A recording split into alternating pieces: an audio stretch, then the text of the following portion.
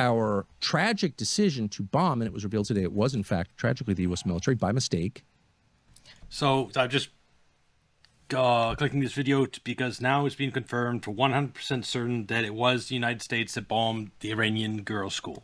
Twice. Bombing a girls' school attached to an Iranian naval base where the daughters of naval officers went to school, and over 100 of them were killed. Well, that's just terrible, okay? America doesn't do stuff like that, and actually doesn't. In the times that we have done it, we've apologized and prosecuted the people who did it. When civilians are killed in large numbers and it becomes public, the United States military, going back hundreds of years, has felt a moral obligation, being a Western, not an Eastern country, to apologize for the death of innocents and punish the people. Yeah, but I don't know if we're going to do this because I think the honor, maybe, or I'd say the decency of U.S. military has fallen. I'd say, judging by what happened with the Iranian ship leaving India, we sink an Iranian ship that wasn't armed, and then we brag about it with a torpedo. And we don't save any of the sailors. Even the Nazi U-boats during World War II, when they torpedoed a ship, they would save the crew afterwards, after it was sinking. So we're behaving worse than Nazi U-boats. So I don't think anyone is going to get in trouble over this girls' school bombing. Responsible. It's happened a lot. Because we don't do things like that. Israel does do things like that. Israel sets off pagers in the pockets of people they can't identify. They're just out there. They're going to go off and they'll kill some terrorists. Yeah, and they killed little girls too when they did those pagers. It was, as far as I'm concerned, that's an act of terrorism. Yeah, no, that was terrible. Maybe some others, which they did. A little girl bringing her pager to her father, and then boom. That's the price they're willing to pay. That's not a price that we're willing to pay because we're not Israel. So you have to wonder, like, how did this happen? So the U.S. government is saying this was a tragedy. It was a mistake. Totally believable. It was a case of bad targeting. Where'd the targeting come from? That's the question. Where do we get those targeting numbers? Oh. We don't know, of course, but it's worth asking. Where do we get those numbers? And by the way, where do we get the intel upon which we made our assumptions that we should go into Iran and that there was a huge and anxious group of liberal-minded Iranians who wanted to throw off? That's another angle to this. What intelligence did Israel share with the United States that got Trump into this war? That might actually be another angle to it. That Netanyahu, weapons of mass destruction, Trump about the Iran war. I mean, just like Trump did to the American public, Netanyahu just did specifically to Trump with false intelligence that wasn't shared with us, the public. Off the shackles of theocracy, and that just a few choice bombs would unleash the desire for freedom within, and they would do the work for us and affect regime change themselves, and that from among them would arise a pro-Western leader. Why did we think that was true? Turned out not to be true, unfortunately. Well, it may not surprise you to learn that almost all of our signals information, our SIGINT, out of Iran, is translated by our ally and partner in this war, Israel. Now, that's not to suggest that the Israelis, who have a lot of Farsi speakers among them, because there are a lot of Iranians who moved to Israel, Persian Jews who moved to Israel, it's not to suggest that the Israeli government would in any way Yes, he suggested be that. tainting or withholding or mistranslating or skewing And he might be this right. electronic intelligence to get us into a war that doesn't serve our interests. I mean, really, who would do that? But it raises the question of incentives. So just to be clear, Israel has an incentive for the United States to stay in this conflict and make sure that Iran doesn't win, because if Iran wins, that's an actual existential threat to Israel, for real.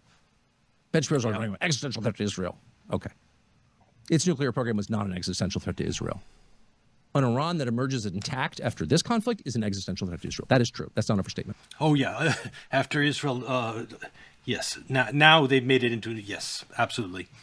The current Ayatollah is not a fan of Israel. So they have every incentive to keep us in and to tell us lies about the nature of the threat in Iran, about what they think is going to happen next, about chatter they pick up on the ground in Iran. They have every incentive to skew the SIGINT in their favor.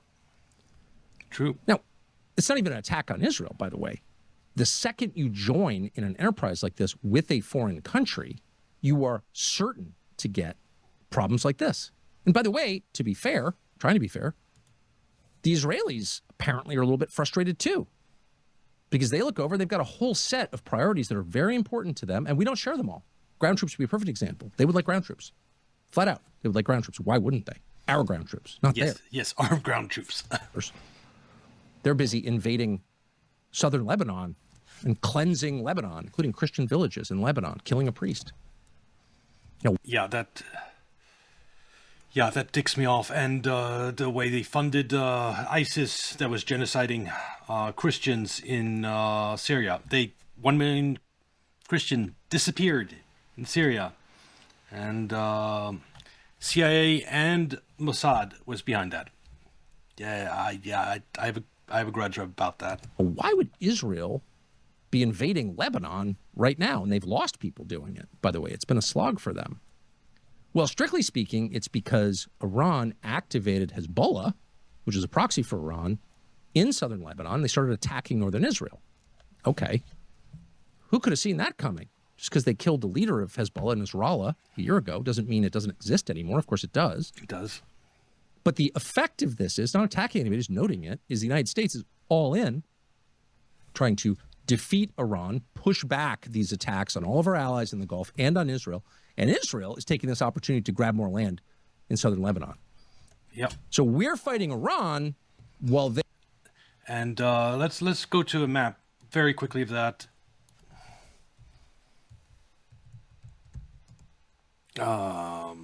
Land grab. Map. Israel map. Land grab.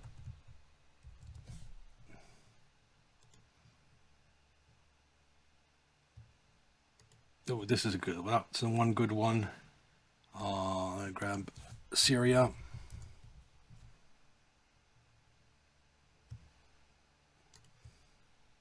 So this, yeah, this is what used to be Jewish communities in Palestine. Then this, yeah. And they've taken over a big chunk in Syria. Map.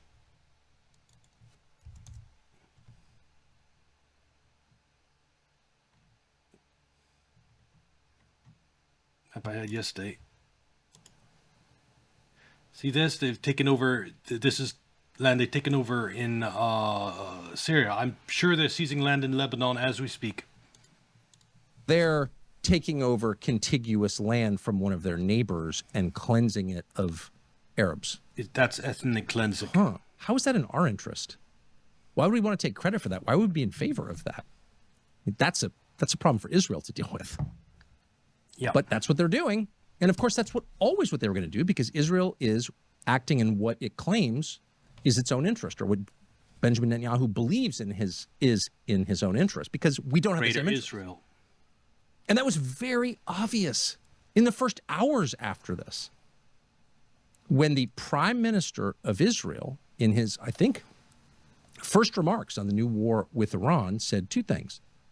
One, I've been waiting for this for 40 years. This is part of a pre-existing plan, totally disconnected from Iran's modern nuclear program, which was not in the same condition 40 years ago. If you've been thinking about something for 40 years, you're probably not describing an imminent threat. For the last 40 years, he's been describing an imminent threat in Iran from the nuclear program. Netanyahu. For him, he's been talking about it for 40 years, I'm pretty sure. Hard to be imminent for 40 or years. Maybe only 30. This is an effort to expand the territory and the influence of Israel in the Middle East. Of course. Again, not an attack on Israel, it's just a fact. That's the first thing he said, revealing his motive, just saying it out loud. One wonderful thing about Israelis is, unlike Americans, they're less circumspect. Just kind of say it. And the second thing he said, and I'm paraphrasing, but it's about right, he said in today's Torah portion, we read about the Amalekites, about Amalek. And that would be a direct reference to 1 Samuel 15, in which God commands the Israelites to kill the Amalekites, all of them, every single one of them, to commit genocide against Amalek. The men, the women, the children, the infants, is almost verbatim quote, and the animals. The camels and the sheep. All of them. Kill them all. I'm not a Wipe fan them off the face of the earth. In fact, God Netanyahu. punishes the Israelites for not following his instructions and sparing some.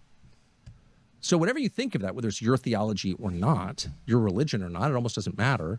In a geopolitical context, no one has talked that way in 80 years. No national leader has stood on camera and said, our goal is genocide. And not like semi-modern Nerf genocide where we kill a lot of people, make the rest of them leave. But I wonder how Nux Kotaku would try to defend that comment by Netanyahu. Genocide where you kill everybody and their children, quote, and their infants and their animals. You erase any evidence they ever existed, period. It's 1 Samuel 15 in case you're interested in reading it. And it is interesting. And it's of course part of Judaism. It's part of Christianity. It's the Old Testament. So it's not an attack on the verse, but to invoke that verse in the middle of a hot war and respond to it by saying, this is what we're doing today. Amalek is Iran, is to call for genocide against your opponent. Now, without even judging that, it's worth noting that is not in the interest of the United States. Despite what the president said today about eliminating the country with nuclear weapons, that is not in the interest of the United States. It's not the desire of the American people to commit genocide against the Iranians. Without even considering what the downstream effects of that might be, profound, without even considering that, ask yourself, is that why we're in this war? Because we think... Nope, it isn't. And so let's get our dose of Tucker Carlson. So who is going to win this? And what all at once. does it mean to win? Well, the most obvious and often repeated observation about this conflict is totally true. Iran's threshold for victory is very low. It just needs to survive. The regime has to remain. Yeah, and he's saying they are preparing us for a false flag. I'd agree that that Israel might try this because as it stands, Israel the situation is fucked for Israel and U.S. They somehow need to get support for ground troops, but they need to somehow convince the United States to send hundreds of thousands of men into war and probably tens of thousands to die for Israel, and you're going to need a false flag on the order of 9/11 to do that. Not that I think there's going to be something that bad, but yeah, they're going to try something. Now, in order to change the regime, everyone pretty much agrees you would need ground forces. You'd need troops, boots on the ground, American. Okay, the one reason, I don't against this is that it would take months to set up an Iraqi-type force to go into Iran. And if the Hormuz Strait is closed for months, it doesn't matter. Iran's already won. I'd say 3-4 months, Hormuz Strait stays closed, Iran's won. It'll cost the Republicans the midterms, and Democrats will then impeach Trump. So they keep the Strait of Hormuz closed for 3-4 months, they get regime change in the United States. So even if they have a false flag, they might try it because they're desperate, but maybe that'll be managed to get U.S. troops on the ground, but Trump's finished either way. Boots on the ground in order to do that. And there is zero appetite for that in this administration, much less in the country. Israel would like us to commit ground troops, obviously, but it would take a lot to get us to do that. It would take some sort of terror attack in the United States, probably like 9/11, in order for us to do that. But that hasn't happened yet. We pray it never happens. So at this point, we're not going to commit ground troops, which does sort of put the whole exercise in perspective. If Iran's burgeoning nuclear program was really a threat to our core national security interests, then of course we would commit ground troops, because any threat to our core national security interests merits committing ground troops. But this one didn't. And the people who decided this were told or believed somehow that we could effect regime change from the air, because Iran was in a pre-revolutionary stage and all we needed to do was topple the head figure, like dominoes cascade. I'll agree that there's the risk for a false flag, but it can't change the course of the war, even if it does, because ground troops will take months to set up. And oh, there is a next taco video. Let's prepare yourself. Oh, I don't have that. Let me look up a warning siren, like they do on warning siren.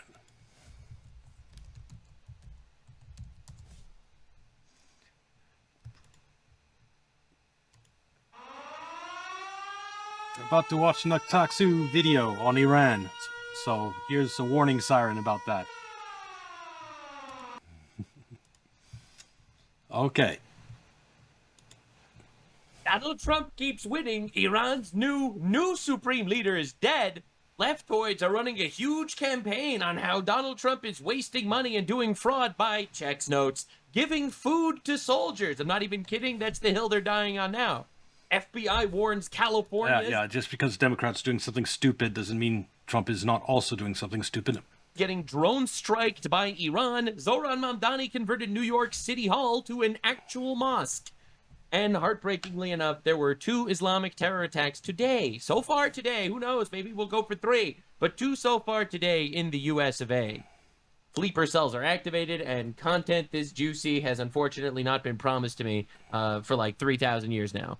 Insane deep dive today. I'm going to cover the things that quite literally other people are too afraid to cover and give you the actual commentary that you quite literally need to hear.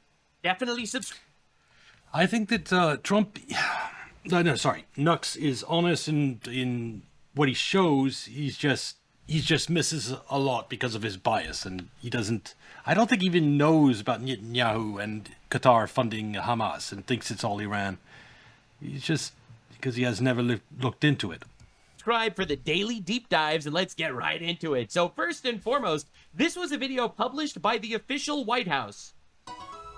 Also, Nux hasn't been streaming in like 2 weeks now. So, maybe he was getting blowback in his chat during his streams. I don't know. That means he's now insulated himself in a bubble, and there's no way for voices of common sense to reach him, unfortunately. Unlike Asmongold.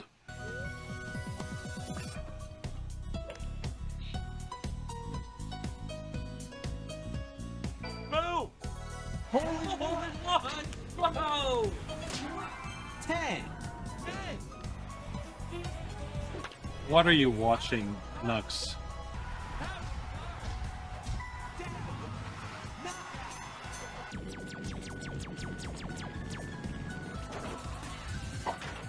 Slam dunk! Oh!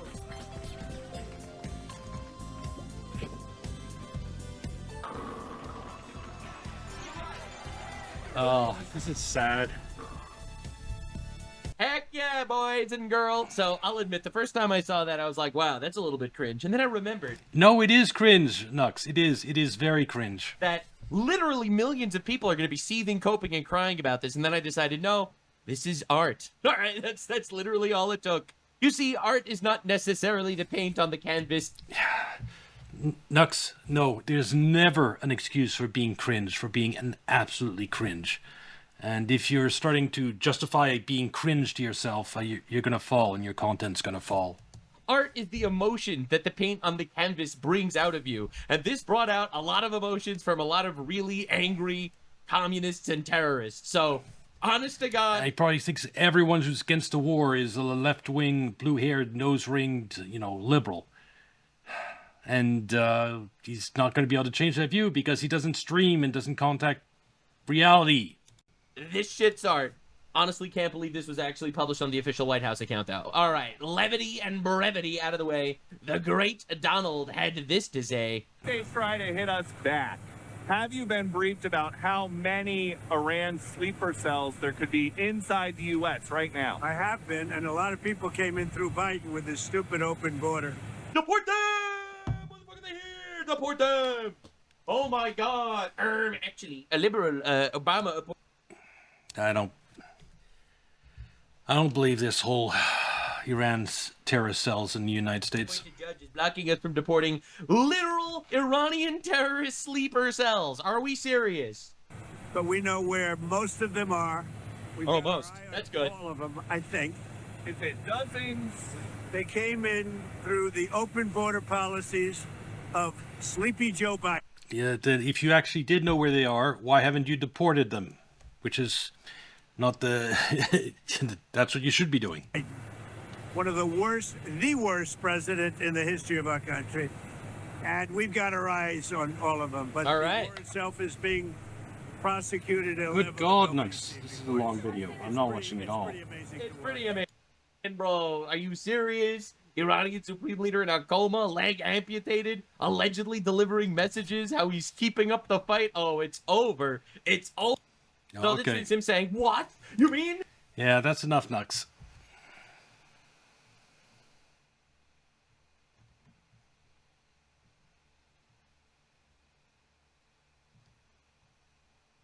Iran is leverage on... Yep. Let's watch this. Your country has spent billions of dollars in a couple of days. It's hard to argue that as a success. Well, it is, and especially when you realize that other than rhetoric, President Trump is not doing anything to accomplish the objectives. He wanted regime change. He didn't get it. He just changed out one company for another. He has severely destroyed or damaged their navy to the point where, at least I won't say it's destroyed, but it's been severely damaged. But they have a lot of ships and speedboats, especially, which is what matters in the Persian Gulf. Many of those are still in protected locations in tunnels underground and are unavailable to use when they need them. So it's been damaged. It hasn't been destroyed. But you haven't achieved any of your aims, which is you don't have any of this 400 and something kilograms of reprocessed 60% uranium, which could be used to make bombs. We don't even know where that is right now, much less what they're doing with it. For all we know, they could be racing to a bomb, which is the one thing that would make logical sense. I hope they're not doing that, but there's no way to know whether they are. And it makes sense that they would, because that would be the one thing they could do. There was an Asmongold video that I was watching earlier that just want to watch the beginning of. Gonna do throw. I was gonna see where we are at on the scale. Are we now? Oh no, this isn't it. What's this one then? This thing. Are you pleased that the now dead Ayatollah Khomeini, the older Khomeini, is no longer ruling Iran? It's a good question. I don't take pleasure in killing anyone. I don't think you should. You should. You absolutely should take pleasure in killing certain people. What about child rapists? What about people that are mass murderers? You absolutely should take pleasure in killing certain people. This is the attitude that got us into this war, right here. The Asmongold attitude.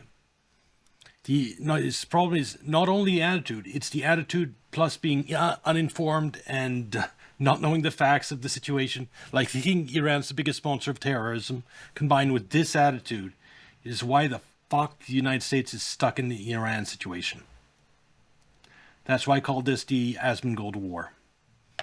And I am going to save this, add it to my collection of Asmongold clips with terrible text about this war.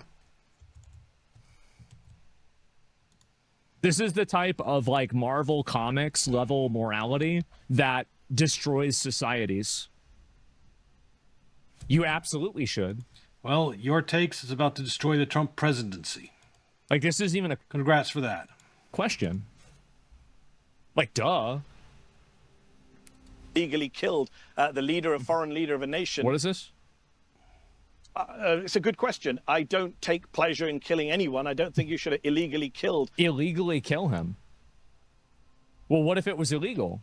Like, why does it even matter if it's legal? The leader, a foreign leader of a nation. Why? Why? What is the reason why? So, by the way, a spiritual leader to millions of Shia Muslims around the world. Good. Your religion's dead. He wasn't my. You hear that? Just... Iran isn't the biggest sponsor of terrorism. I think he spent too much time talking to Nux, is my opinion. Because his head is full of nonsense. It wasn't Iran that sponsored ISIS and genocided Christians in Syria. It wasn't Iran that sponsored Hamas and October 7th. There's Israel and the CIA in Syria's case. Spiritual leader, but he's a spiritual leader to many people I know. A spiritual leader. Only thing I know about him is that he's the one who issued the fatwa against nuclear weapons for Iran, which makes me think he's a dove and probably was a decent spiritual leader, because I think fatwa against nuclear weapon is actually a good religious policy. It's yeah. So I don't think it's good to kill the supreme leader who was against nuclear weapons. That's not going to make the Middle East safer. And that's a reality. I know people watching at home, non-Muslims, may kind of scratch their heads and say, but, you know, he's a tyrant in a foreign country. But that is the reality. He wasn't just a political ruler. He was a spiritual ruler. And to kill him, to assassinate him on day one of the war, will have insane consequences, Piers. I hope I'm not back on this show in a year, 2 years, 3 years saying to you, Piers, do you remember when I told you that killing Khomeini will have a backlash? There will be terrorism. There will be revenge attacks. I don't see how this is an excuse. You know what? I think that the backlash and terrorism will be limited. Because what terrorism results in is insane anger at the unfairness of the world. Like Israel doing stuff in Gaza and no government's doing anything. So individuals start thinking about taking things into your own hand and committing terrorism. But in Iran's case right now, Iran is winning. Iran has shut down the Strait of Hormuz. Iran is bombing all their bases. There's no need to get the anger. You just support Iran. Why go out and sacrifice your life for terrorism when Iran is basically destroying the world economy and doing perfectly fine just on its own? If somehow the United States managed to magically put in a puppet government in Iran, then you have terrorism. But as long as Iran's winning, I don't really believe there'll be terrorism everywhere. Of course, Iran's proxies will fight. That's Hezbollah and the Houthis and Iraqi militias. But apart against U.S. interests, but beyond that, I don't see terrorism attacks targeting innocent civilians when Iran's doing such a good job of defending itself so far. To not kill Khomeini. If anything, this is an excuse to go even harder on them. If what he's saying is... You see, uninformed. You go even harder on them. Like if you bomb their oil infrastructure, you bomb their power companies, you bomb their desalination plants, Iran turns around and destroys all the infrastructure in the Gulf with their short-range Saeed drones, which they have virtually unlimited quantities. You have every oil installation in the Gulf destroyed, and the Strait of Hormuz doesn't even matter anymore. You have a complete global depression, even not a recession, depression, because you take all the oil from the Gulf offline for years, it just tanks the world economy. And Aspen Gold just doesn't understand that.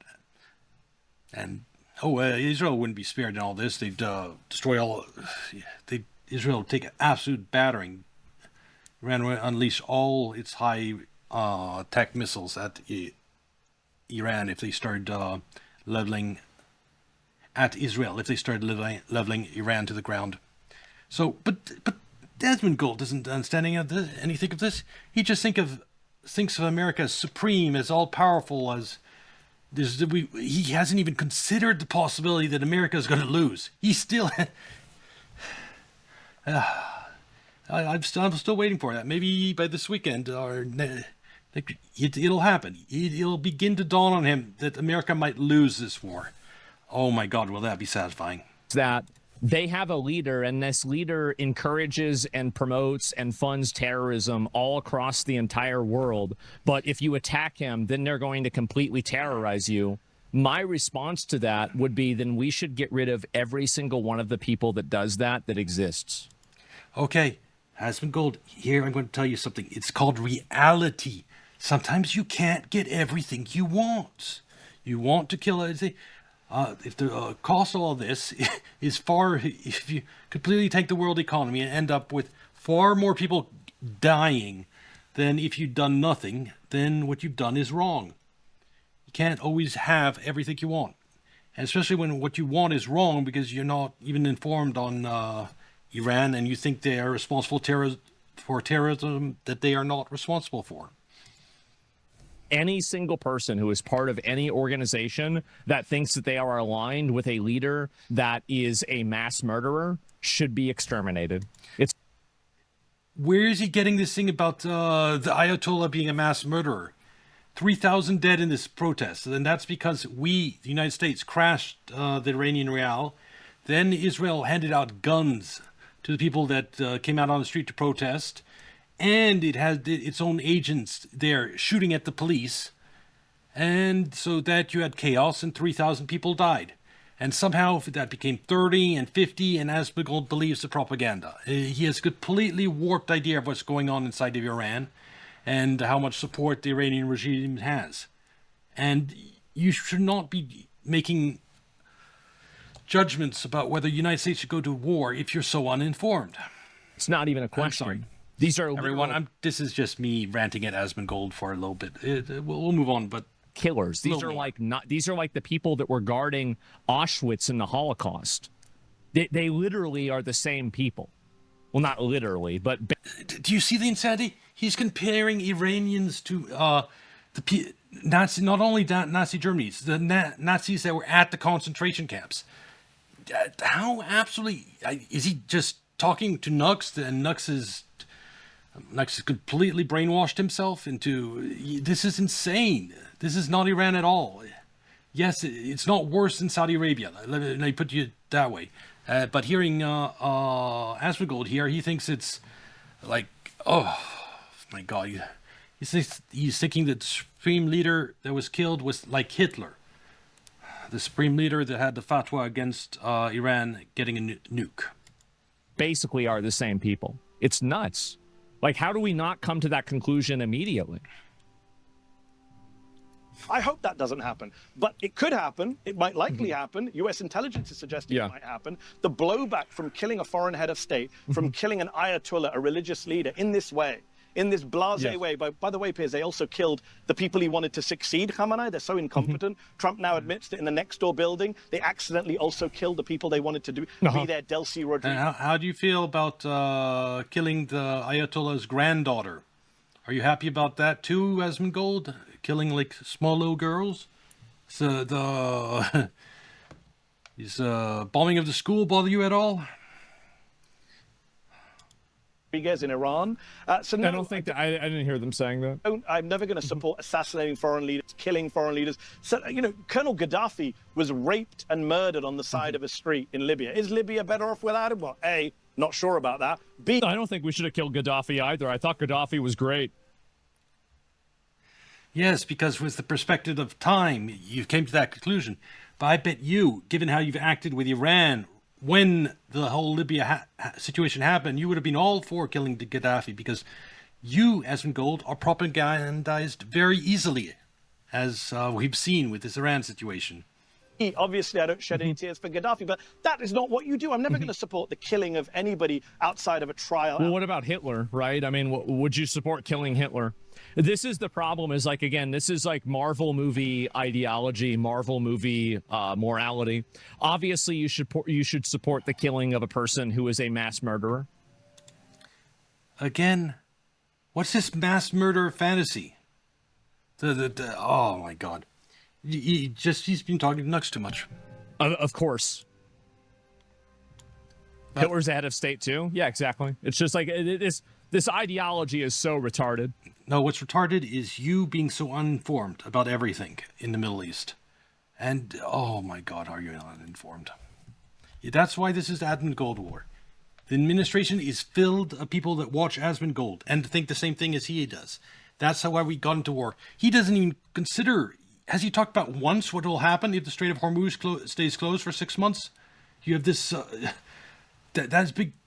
In fact, he hasn't even once talked about it. Does he still think Iran's going to just collapse at any moment? What's going on in that head? Normally, so many base takes, Asmongold, but what the fuck is going on with your head in about Iran? Do you have Nux derangement syndrome? Like, you've been brainwashed by Nux? Who's brainwashed himself by not interacting with the world? New video out of Israel showing a significant Hezbollah attack on northern Israel. Can put this. This is going to be some rare footage of Israel getting bombed. And you know, the reason they're doing this is because they're invading Lebanon. And it would look bad if they invaded Lebanon without actually, you know, at least trying to show why they're doing it. So they have, of course, in this specific case, they've allowed footage of Israel getting bombed. Images up on the screen. These are fairly extraordinary. Of course, it's pretty rare to get any sort of video out of Israel because they have severe censorship. And you can see the significance of this attack. I mean, some of these are being intercepted, and some of them are clearly striking targets in the area. You know, this after the idea that had been projected, and I think that the Israelis maybe even believed that Hezbollah had been severely. Just look at this picture. Even if it just looks cool, it just.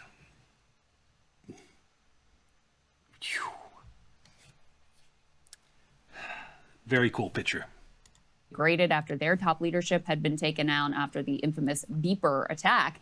And yet clearly here they are able to fully join this war in a way that is, you know, fairly sophisticated. And at the same time, it appears that the Iron Dome is failing to intercept a sizable number of the missiles at this point that are being fired is what I hear. towards Israel. We can put this next one up on the screen. This is pretty extraordinary. This reporter says that the Iron Dome could not stop about half of the 100 rockets that Hezbollah launched at Israel just a few hours ago. We can also put E3 up on the screen. Haaretz has some reporting about the quote-unquote hole in Israel's early. Probably one part of this is all the radars that have been destroyed across the Middle East, and including in Israel, I think. And also, I am certain that Iran has targeted Israel's air defense, and it has apparently managed to degrade it quite substantially. Warning system and its missile defense batteries are at risk as well. And so basically what this article lays out in detail is that when you have these missile defense systems, they also have to be protected. And so that has created tremendous vulnerability. And obviously, Sagar, it has been a strategy of Iran to target these defense systems. And they've been pretty. I declare war on Iran. Come and face me. Well, I think Iran has its hands full with Israel and United States. I don't think it could handle you also, Gleason baby. We're just watching another video on it.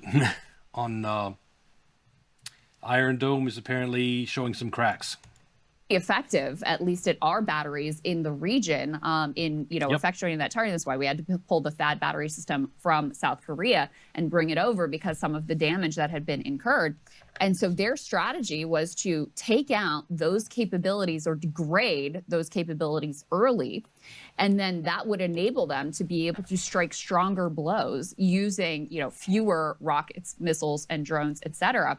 And based on what we can see in terms of the degrading capability of the rocket interception here from the Iron Dome, that strategy seems to be working fairly successfully. Let's put E4 just to give you an example. This is from the Jerusalem Post. So again, everything we're showing you is from Israeli media. After 11 days of fighting, Israel has received 9,000 missile damage claims, 6,500 buildings, 1,044 contents and equipment, 1,485.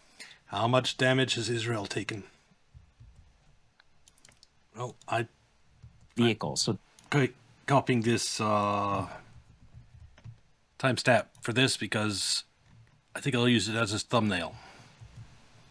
That is just the private claims now so far. That does not factor in the Hezbollah attack that just happened yesterday. Keep in mind also that this now means an opening of the front with Lebanon.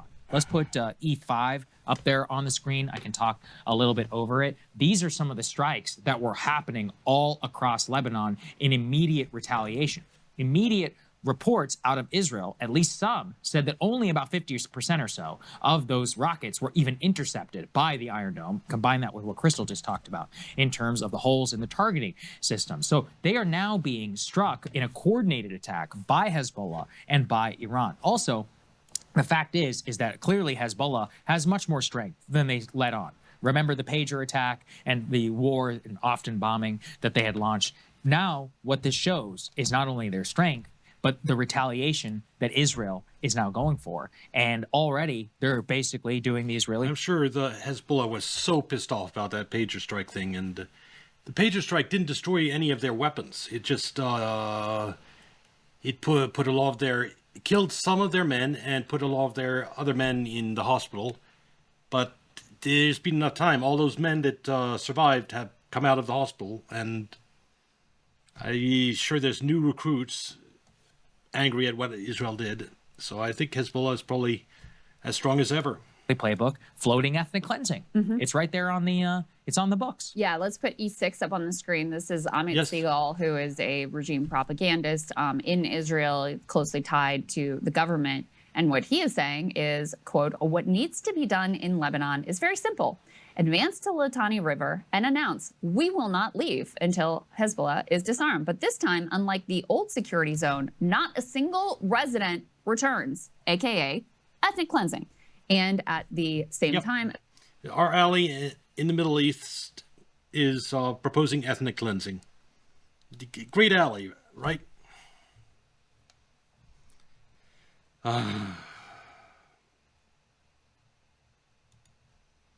It's a mess over there, and we're stuck there. There's no easy way out of this. Oh, no problem. We were just watched a video on the Iron Dome failing, and this is one of the people in Israel's government, and saying, I'll let him. It's important enough to play again. The government. And what he is saying is, yeah, let's put E6 up on the screen. This is Amit Segal, who is a regime propagandist in Israel, closely tied to the government. And what he is saying is, quote, what needs to be done in Lebanon is very simple. Advance to Litani River and announce we will not leave until Hezbollah is disarmed. But this time, unlike the old security zone, not a single resident returns, aka ethnic cleansing. Yes, removing all the people of one ethnicity from a region so you can take it over. Yes. It's not genocide, but it is ethnic cleansing. And that is what Israel really wants. People always talk about the Gaza genocide. That's only because they can't figure out any way to get rid of the people in Gaza. They'd be just as happy with an ethnic cleansing of just shipping them off somewhere else. And at the same time, a severe... Yeah, and they thought Hitler was bad. Yes. We just watched an Asmongold video where he was comparing the Ayatollah to Hitler and to he did a mass murder, and he completely deluded. It was insane. Let's see. It was amazing. Ooh, this is my war song whenever someone who is going to spout bullshit. I can use that. But I did want to watch one thing. It'd be nice to watch a video where I'm on the same page as Asmongold. And so I wanted to watch what was going on in New York, because I'm sure I also believe that our new mayor in New York City is a little bit insane. So I want to see about that. Let's see. No. Here we go. Islamic terrorists are living in houses like this while many Americans can't afford rent. So they went and they obviously stormed these two guys' houses, and this is one of the houses. This is a $1.7 million basically mansion. I mean, this house is gigantic. It is. This is a huge house. Good morning. On Saturday, a protest was held outside Gracie Mansion, where I live with my wife, Rama. Neither of us were home at the time. This was a vile protest rooted in white supremacy entitled Stop the Islamic Takeover of New York City. Well, people have a right to want to keep their country the way it is. It's I guarantee you, if a ton of non-Jewish people started moving to Tel Aviv, the Jewish people would be protesting the same way. They actually just wouldn't let them in because They have border security in Israel, unlike us. And then somebody who was Islamic threw a bomb at them. But you're not going to mention that. Of our city. And I think it's important that he mentions that he's the first Muslim mayor of the city. I think that it's very obvious that there is a certain subset of Muslims that are in America and in Western countries that try to actively downplay any instance of bad behavior that Muslims do, and then immediately play it off like it's something else, or try to cry Islamophobia or some other variation of that. The most ironic... By the way, when I'm talking about Muslim takeover, I'm talking about the more... like blasting the call to prayer on the streets of the United States. We stopped that. I mean, there was a time where Christian church, church bells, they would ring loudly at all times of day, disrupting everyone, like whenever it was time to pray. When Christianity, we rooted out that type of annoying behavior. But, so I don't want to replace it with calls to prayer. And honestly, I thought it was going to be more about the mayor, not about this terror attack. So let's skip to something else. Let's see. I think we're talking about monumental incompetence. And I think that finally, in the weeks ahead... What people don't understand is it has nothing to do with Muslim. It hasn't nothing to do with Jews. It has nothing to do with Sunni or Shiite. The problem is and always will be the level of extremism that exists around the world, regardless of religion. Yes, I've said Christianity had the Crusades, we had the Inquisition. There is extremist versions of every religion, and there are fundamentalists in every religion. And it's not the religions per se. Well, I will say that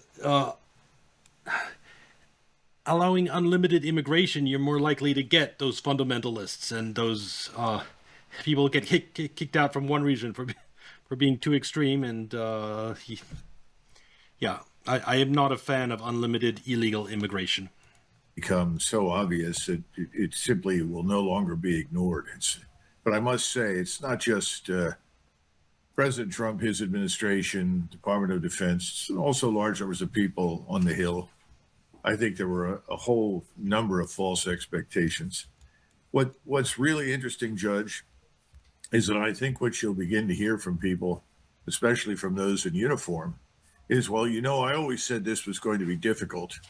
And then you press them, and they'll eventually come back and say, but that's not my job to make those calls.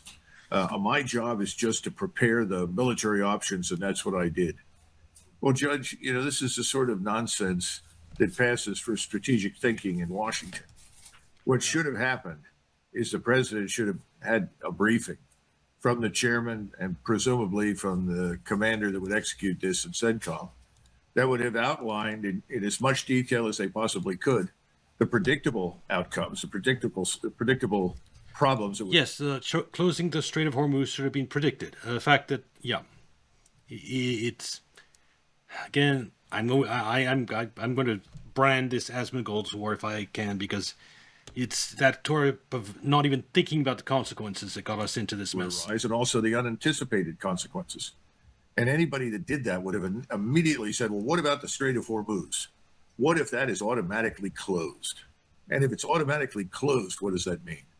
I mean, anybody who was a junior in high school looking at predicted it would happen. Would probably have raised that issue. Now, was that ever raised? I have no idea.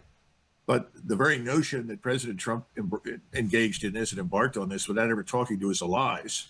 What about Japan, the Japanese prime minister? What about the president of South Korea? It just so happens that Japan depends on... Imagine how if you're in South Korea, not only has the United States closed the Strait of Hormuz with their stupid attack, but now they're moving all your missiles defenses away from the missile defenses you gave up lucrative contracts with Chinese companies for. Now all of those are being taken away and moved to the Middle East. I mean, they have got to be absolutely furious in South Korea and Japan and all those places that they're losing their defense, and now they have over $100 oil. On 72 to 75% of its oil from the. Are you aware that the UAE stopped giving scholarship aid to citizens going to the UK to study solely because the Islamic extremism that exists there? The UAE being an Islamic country. I think people should really learn how tolerance should exist around the world. 90% of residents here are expat, yet everyone lives in harmony. Yes, I can imagine it's... But you see, that we and Saudi Arabia funded Islamic religious schools in Pakistan and Afghanistan and things, and we created like several generations of very, very radical Islamists. And when you have this immigration into Europe, it's a lot of, from Afghanistan, Pakistan, a lot of those people that have gone to those religious schools and that are really, really hardcore Islamists. And that's how you get the situation where UAE is afraid of what's going on in the UK. It's it's tragedy. You don't get that type of absolute extremism without, a lot of funding to religious schools. Well, it was Saudi Arabia and the United States mostly. I don't know how much Britain paid in those religious schools. Britain's mistake is allowing those religious extremists into the country. That's the problem. And I'll give you an example. Like in Germany, there's Christmas markets in Germany. The thing that annoys me.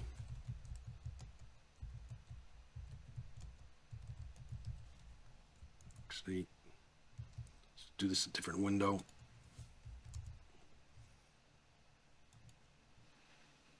Their tradition, this type of tradition that I think is wonderful to visit a country and experience this type of tradition. I haven't never had the chance, but something I would want to. Now there are some places where these are being canceled because there's been so many threats of people driving a car into them, and actually terrorist attacks of Islamists. They don't like this Christian, so they drive a truck into this. So you have anti-tank barricades around them, or you have them being canceled, and I think that's terrible. That's immigration destroying the culture of a country. So to me, that is the metric. Is immigration fundamentally changing the culture rapidly of a country in a negative way, like destroying centuries of tradition? And if yes, it's too much, and or the people you're letting in are too extreme, or there's a problem. You need to stop that. That is the way I feel. If they weren't driving trucks into all these Christmas markets, also would be a lot less extreme on the immigration issue. Persian Gulf. In the case of South Korea, it's 68%. How long do you think the cover will be? Not too much longer. I don't think there's any really great news. It's just proceeding on course. So maybe 9:30 for me. Like 20 minutes, 23 minutes. You go to India, it's at least 50, if not rising. Now, China, of course, 50%. China also has a 100-day strategic petroleum reserve. Another 90 days from now, that could run out. And obviously, we're always interested in harming China, unfortunately. But everybody... Breaking news, citizens harmed in UAE. Do you have a link?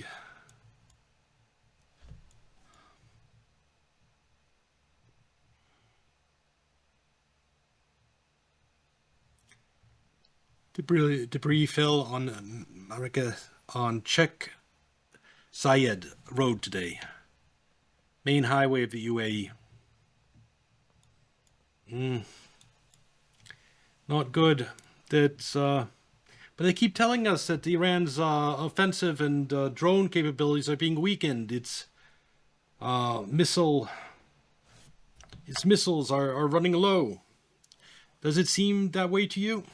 I mean, apart from the first day, I'm sure, which was more intense, I think that they've just dropped to a sustainable level.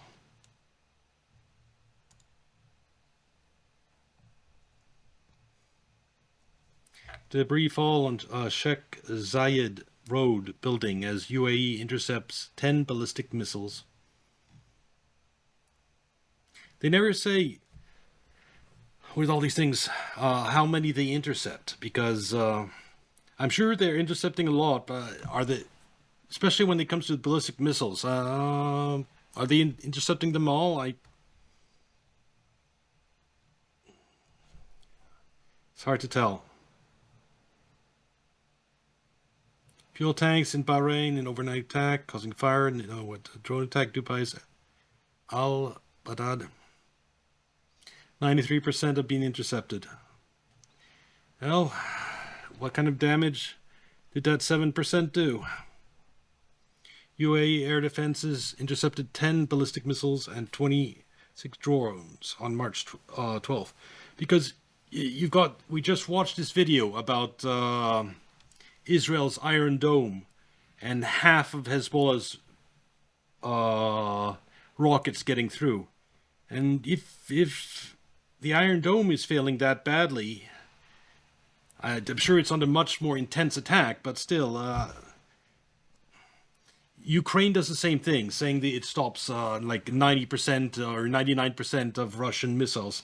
Then they lose power in most of the country because somehow all their power plants are still being destroyed despite intercepting everything.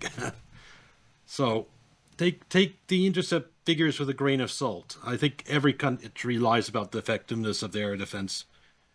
But I'm not there, so I can't know for sure, but I'm very skeptical on both sides, on every side, whether Russian, Ukrainian air defenses are never quite as good as countries pretend. The else in Asia another is not story.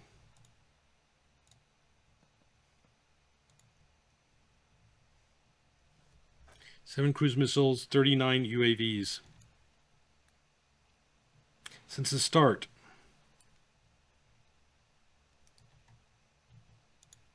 Because we know that a bunch of stuff has gone through UAE's air defenses. So are the UAE's air defenses getting better, or are they still getting through? Yeah, it's the raw data. It's what is officially provided.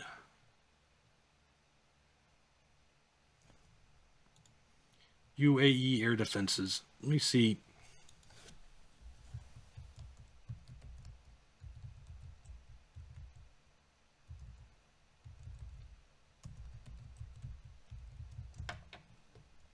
I don't doubt that they're shooting down a lot, but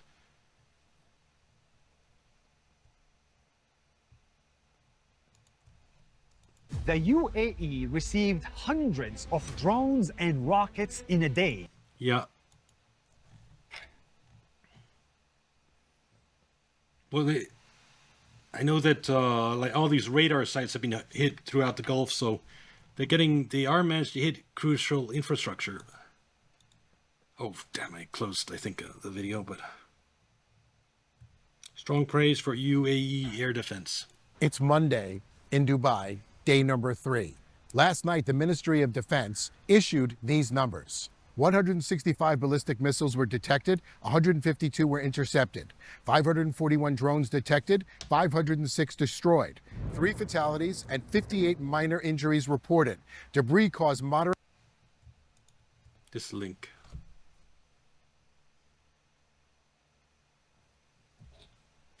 Intercepted 93%, cruise missiles 100%. Well, I don't know about cruise missiles, but ballistic missiles, yeah. That is very, very good numbers. Wait 1 second. What I want, interested. UAE, US bases.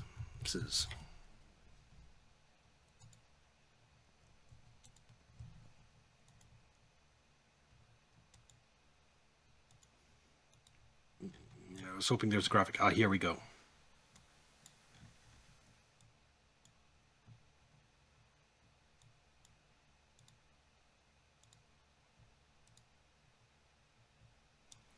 Let's see. Let's look at. I'll try to look up specific damage at this airbase damage, because I'm sure there's been satellite images. We can have a look that way. All the bases were hit at some point, yeah, and this would suggest, like, if that's 80 getting through there, and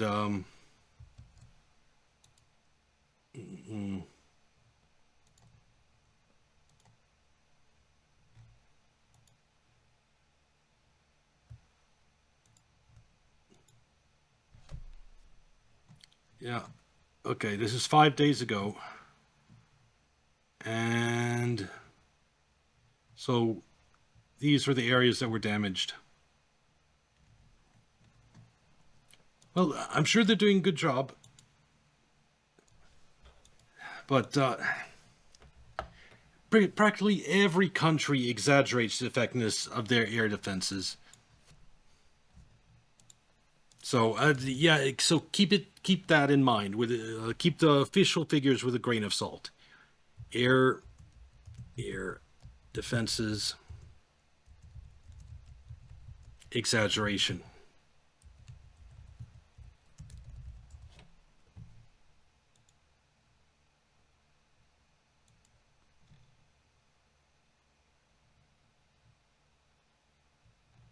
Yeah. It's the type of thing that we'll probably only find out weeks later, or, you know, after you do analysis after the war, that there actually maybe a few more. It was more like 80% of drones shot down, not 90.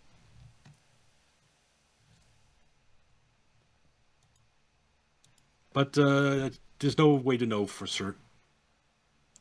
Search out. Check Jebel Airport. Okay, Ali Airport or Jebel Port hit.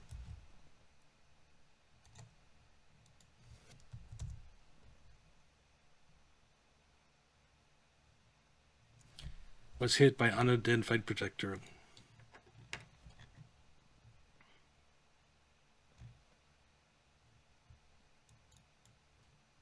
Hmm.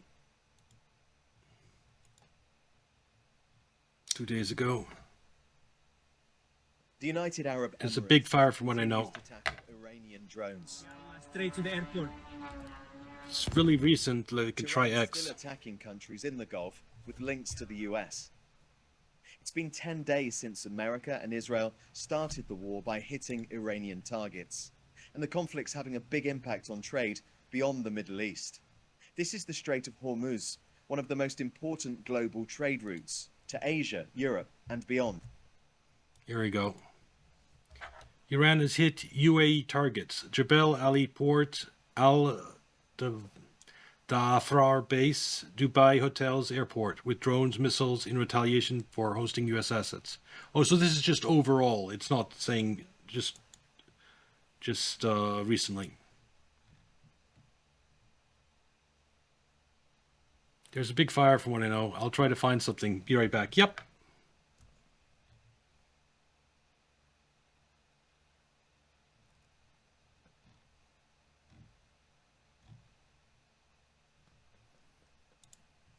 Our enemy, and certainly is not opposed to us. And we did a lot of damage. You turn to Europe, it's probably as bad, if not worse, with rises in prices from 70 to 100%. No one seems to have done any real thinking. And I think it's time for the people on the Hill to do their jobs, at least.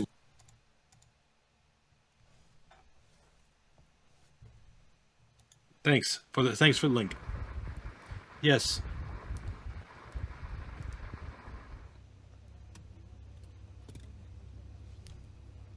سلسلة من البيانات والتصريحات كذلك من قبل الخارجية. You have to think, how many drones did they say they shot down in this latest wave? If they'd shot down all the drones, would it really be this much smoke?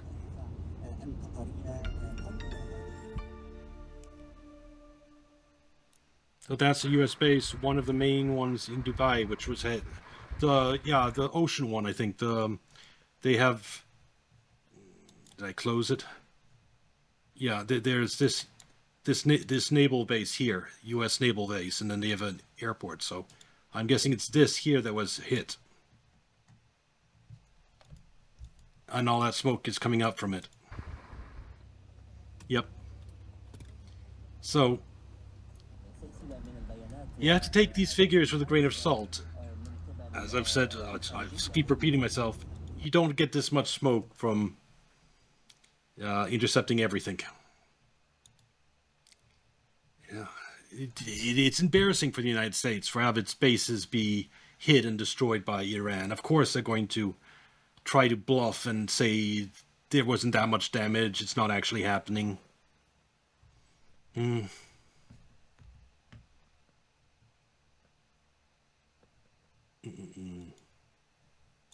would be nice to see some effort raising some of these questions.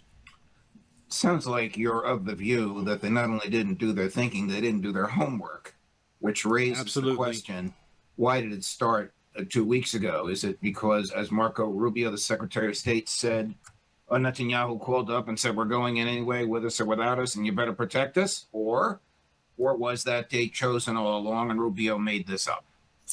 I don't think Senator Rubio necessarily made that up. I think the decision to attack had been made a long time ago. There was some quibbling about... Yeah, so like 3 or 4 commentators that I watch have been predicting this attack on Iran for months. Exactly when... That's the main update on the UAE. There was a lot of fear today since Sheikh Zayed Road is considered like the backbone of Dubai. Almost everyone in Dubai travels using that road. I can understand, yeah. Well, let me have a look at a map.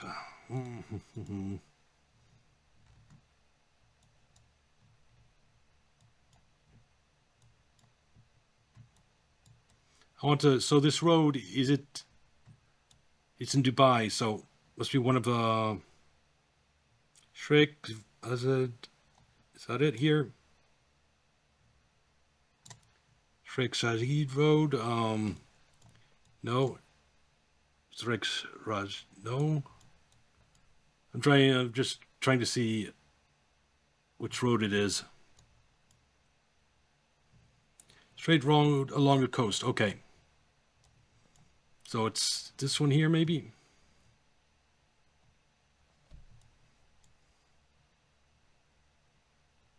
Pink one.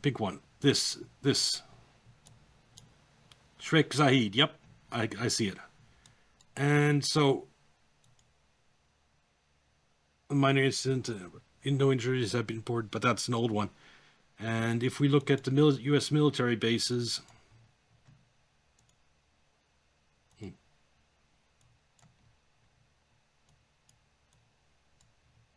Dubai, it's here. And Sheikh Zayed Road is this one here, I imagine.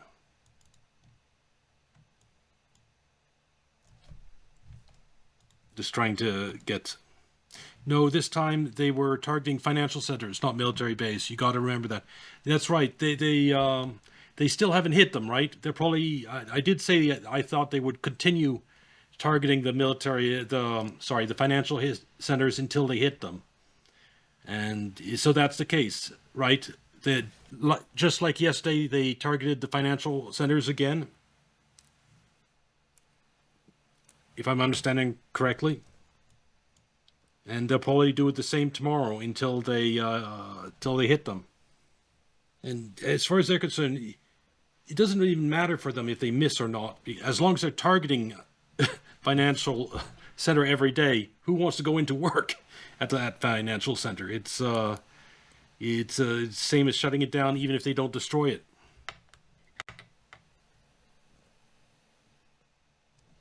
Damage only from debris. However, the relative location is close to downtown, the business hub of the city. Yeah. Well,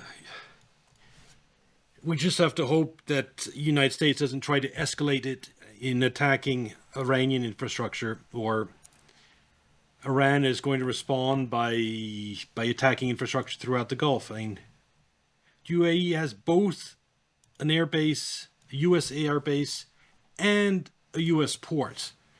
And as long as that's true, they're going to be, the whole country is going to be a valid target from the perspective of the Iranians, since we're enabling the attack on their country. Sad. To do it. And I do think that there was some hesitancy initially on the American side because as you got closer and closer to pulling the trigger, there were more and more concerns, not about what I just raised, but about the notion that we... Any other disruptions in everyday life there, or are the banks closed in the city center, the ones being targeted? Might not have enough firepower, and we needed more. We think in terms of pulverizing the country, doing so much physical damage to it, killing its leaders, and killing anyone that might accidentally be in the area, that we lost sight of the other possible outcomes that have a lot more to do with the global economy, not just the regional economy in our own country. So I think what we can say is we were going to do this, no doubt about it. The Israelis finally lost patience, which is not unusual for Mr. Netanyahu, and he said, I want to go now. We're going to go in, so go with us. And I think President Trump decided he had no choice but to go with them. Yeah, but neither the president... And he destroyed his presidency. This is going to cost him... He has no exit. To open the Strait of Hormuz would require concessions so drastic, so humiliating from the United States that they would destroy Trump's presidency. And not opening the Strait of Hormuz will have economic impact so devastating it will destroy his presidency. It's lose-lose. There's no winning. The only winning hand was to not attack Iran. President, nor the Israelis, and I'm going to play their best explanations, the best explanation from each in a moment. Neither the president nor the Israelis have given a sound reason. Now, you talk about generals expressing opinions. I don't know if this general, got a great name, Alexis Grinkowicz, 4-star commander-in-chief. That's like a character out of a novel, but he's the 4-star Air Force general, commander, supreme allied commander in Europe, saying what I think I've heard you say, that you can't invade a country with just an air campaign. It actually hardens the people's resistance. He said this yesterday under oath. I wonder if he still has his job, if Pistol Pete hears this. Chris, before I get carried away here, number 33. What I've observed over the course of... Never once in the history of humanity has air campaign succeeded in causing regime change. Air campaign alone, without boots on the ground. Never, not once. Studying air power in history is that anytime you attack a civilian population, you usually end up finding that it just hardens their resolve. We take this all the way back to the London Blitz in World War II. Right. The Brits just had a stiff upper lip and kept on fighting. And I think that's what we've seen in Ukraine. The reason he said as well is because the question was about Iran. I wonder if Donald Trump heard that in the Oval Office. Well, probably not, because this man is the commander in EUCOM. In other words, commander in Europe. So he would not have intruded into the planning or counseling process that goes on in U.S. Central Command. By the way, Trump has probably heard that, but he probably heard it after he decided to strike Iran, when someone came in and tried to explain how fucked the United States was, and someone explained this principle that air power alone cannot cause regime change in Iran. He's also another big Russia hater who's doing everything he can to lead the fight in Ukraine against Russia. Well, that's probably why he has that job. Yeah, well, no doubt. But I mean, that's equally stupid for different reasons. But this idea, I think, is one that he probably decided it's in my personal interest to speak out in response to the question. And who knows, it may be that member of the Senate or the House, whoever it was, had actually warned him he's going to ask the question.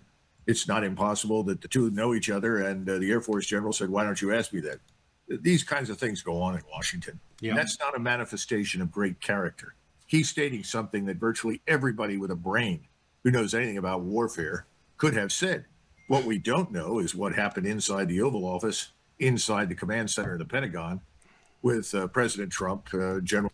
I think it's Asmongold war. It's that there are people with the same attitudes as Asmongold, that like, fuck international rules, we can do whatever we want, and just don't know how close to breaking down the whole military is as a whole, like how much weakened we are.